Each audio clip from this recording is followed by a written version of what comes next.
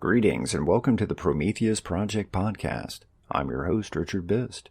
Thank you for joining me on this exploration of creativity. As artists, we're all inspired by things around us, and I'm always curious about the things that inspire other artists, especially the artists that I admire.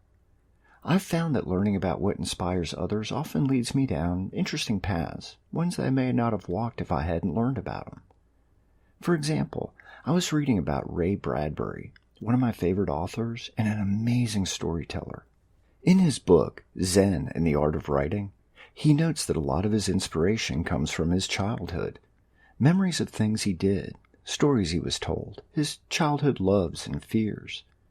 Reading about this got me to consider my childhood more closely, the adventures I had, how my imagination ran wild on those long days when I was alone and wandering the woods on my uncle's dairy farm. These reminiscences ended up becoming the basis of several of my short stories. Inspiration is often described in ethereal terms, like inspiration striking like a bolt of lightning, or how artists often have to wait for inspiration to knock on the door. It makes it seem like inspiration is some wispy ghost that's difficult to capture, that one has to wait for it to appear, to conjure up out of the dark recesses of our minds. Luckily, that's not entirely true. For me, inspiration can come just out of nowhere. I've been doing something mundane, brushing one of my dogs or chopping carrots in the kitchen, and suddenly have a great idea for a story. I love that feeling I get when an idea pops into my head like that. It's like a mini endorphin rush. But that doesn't happen very often. Usually I seek out inspiration. I discovered a long time ago that I can make my own inspiration by keeping an open mind, by exploring, by learning. I learned there's a difference between waiting for it and looking for it. While waiting for it is easy, looking for it's a little more fun. So where do I find inspiration? Well, everywhere. Seriously. I can find inspiration for a story pretty much everywhere I look. For example, I obviously find inspiration in the things I read. While I write fiction, I don't always read fiction. Sure, other fiction authors can impress me with their narrative skills, story structure, characterization, but I also like to read genres like history, science, biographies, autobiographies. Science, of course, inspires a lot of the stories I write. I had once read an article about a Japanese scientist who was working on a way to harvest the energy of the sun with orbital solar farms. Not long before that, I had rediscovered an old book I had shoved to the back of my bookshelf that was about Native Americans who lived on the Great Plains. These two things, an article about orbital solar panels and a book about Native Americans, inspired me to write my short story, Sunwalker, which, incidentally, was published a few years ago in Space and Time magazine. Hey, there's nothing wrong with a little humble brag every now and then. The same thing can be said about music. Music always inspires me. For my sci-fi fix, I'll listen to Blue Oyster Cult or maybe Rush. The mood of the songs, the lyrics, they get my brain working, thinking about the things they're singing about. Black Sabbath has a song, Neon Nights, that got me thinking about a sort of sci-fi fantasy mashup, electronic knights who ride robotic steeds. That ties back in with the reading I've done on the Crusades, the religious wars that occurred in the 11th, 12th, and 13th centuries. A little pinch of music, a dash of medieval history, and suddenly I have the makings of a story. But it's not necessarily music lyrics that get me thinking. Sometimes it's simply the creativity involved in making the music. One of my favorite artists is Björk, the Icelandic singer and songwriter.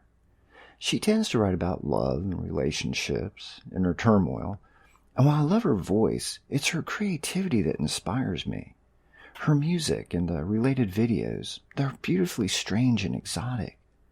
Listening to her, watching her on the screen, it makes me wonder what I'm capable of doing. I see how brave she is in going all out with her visions and her ideas, that it makes me feel comfortable enough to push the envelope with my own work.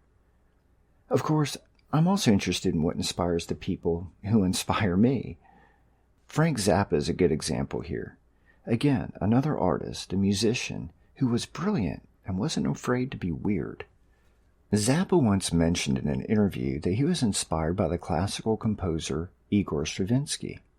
Now, I'm not overly familiar with classical music, but based on this interview, I went out and picked up a couple of CDs of Stravinsky's music. I was blown away. I mean, I'm not an aficionado of classical. I don't understand all the nuances, but I can still be carried away by the music, the tones and tempos, the emotion it conveys. If it weren't for Zappa, I probably wouldn't have paid any attention to Stravinsky. But now that I'm aware of this great composer and the music he wrote, I've found that having it play while I'm writing stimulates my imagination. Plus, I find it kind of cool that someone that inspired one of my favorite artists is now inspiring me. It's like Zappa and I have some kind of connection. So books and music are the two biggest points of inspiration for me. But there are other things too. Paintings have inspired me to write. In other podcast episodes, I've mentioned my love for the surrealists, Dali, Magritte, Kalo. They've all inspired me to look to my dreams for ideas. Their imagery, the use of color, shape, nightmares, and dreamscapes has inspired so much of my darker, weirder fiction.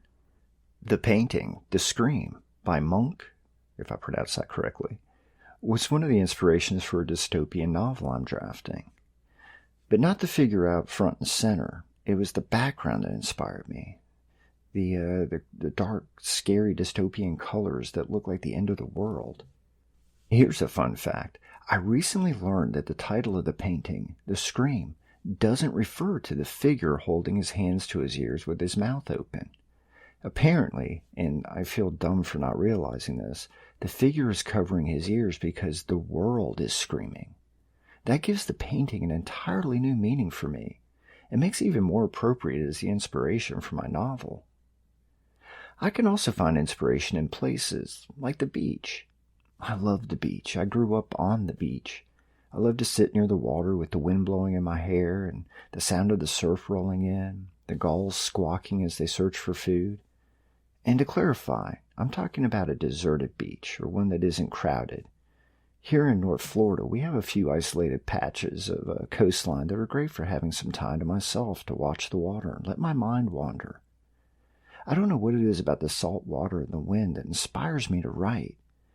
And the interesting thing is that I may sit on the sand for a while with the sun on my face and the smell of salt in my nose, then go home and write a horror story. The most calm and serene environment doesn't necessarily inspire a serene story. The setting allows my mind to wander off to wherever it feels like going, and I let it. Nature in general gets into my head and stimulates the creative part of my mind. Taking my dogs for a walk in the park, hiking the trails under the hanging moss and the branches of the live oak, skipping stones on a pond, or simply sitting on my back porch and watching the brown thrashers and cardinals flittering in the bird bath. It's all inspiring. I can see two birds mixing it up, and it makes me think of dinosaurs fighting while the sky burns. Or maybe I see a carp flick its tail in the shallow water of a pond and think about some weird deep-sea creature rising from the depths. I find it interesting that such idyllic, peaceful settings can still inspire me to write stories about space creatures and eldritch horrors. But that's the thing about inspiration. It's not black and white. I don't have to read a book on vampires to be inspired to write a vampire story. I can see a piece of wood, a broken branch on the side of a hiking trail and think about it being driven through the heart of a vampire. Or hell, I can watch one of my mutts trying to show dominance to a flock of geese and think about werewolves. But don't get me wrong here, I'm not always writing dark fiction. In fact, I've been known to delve into other genres of writing. Over the years, my partner has inspired me to write reams of poetry. Not just about love, but about our relationship in general, or about our pets. She's inspired me to write dirty limericks and silly little roses are red verses. She's even inspired me to write erotica, which has allowed me to branch out from the stuff I usually write. Other members of my family have inspired me to be myself, to embrace my creativity, to explore what's possible. My mother, for example, always encouraged me to write, even when she didn't understand what it was I was writing about. In turn, her encouragement has also inspired me to encourage others. When it comes down to it, I guess you could say that everything inspires me. or that I'm inspired by everything I see, hear, feel, experience. I find it amazing to look back to when I was just starting to get serious about writing and think about how I struggled to find inspiration.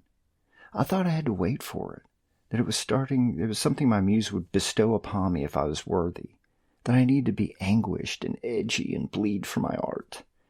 That, my friends, is naivety at its worst. To me, it's sad that I didn't know better. I think that I missed out on a lot of opportunities to write because I was too blind to see that inspiration was all around me. Now that I'm a little older and hopefully wiser, I can see what I was missing. Ideas are everywhere, all around me. I can find something to write about just by scanning the newspaper, reading a history book, watching a movie, strolling through an art gallery, or listening to music. And the reason I wanted to talk about where I find my inspiration is because I want to inspire you. I want you to be able to do the same thing, to find inspiration and ideas everywhere you look. I want you to be able to see the forest and the individual trees, the birds singing on the branches, the squirrels rooting through the underbrush, and I want you to see a story there. Maybe it's a story about the birds and the squirrels, or maybe it's a story about magic, or maybe it's a story about some dark creature that lives under the tree roots, or maybe it's a romance about two lovers lost on a hike. I want you to see stories everywhere, and for those who aren't writers, it still applies to you. You can find inspiration in a sunset, in the turquoise waters of the ocean, the yellow hue of a desert. It's all around us. We just have to see it. For this week's closeout, I'd like you to list the top 3 things that inspire you. Doesn't matter what they are. Don't spend time thinking about it. Top 3 things that come to mind. Now that you have that, create something based on each of those 3 sources of inspiration. Again, it doesn't matter what. Write a poem, a story, an essay, paint something, sketch something, write a song, take a photo. Don't overthink it. List your top 3 inspirations, then cut loose and see what you can come up with. Ideally, you should create something for each of the items on your list, but you can combine them if it works out that way. The point is to find inspiration and act on it. Have fun, be silly, be dangerous, and most of all, be creative. Thank you for listening, and I hope I was able to inspire you a little bit. Feel free to drop me a line via the contact form on my website, richardbist.com, or catch me on Twitter. I'd love to hear from you, your thoughts on the podcast, suggestions for future shows, or to share your creativity. Until next episode, cheers.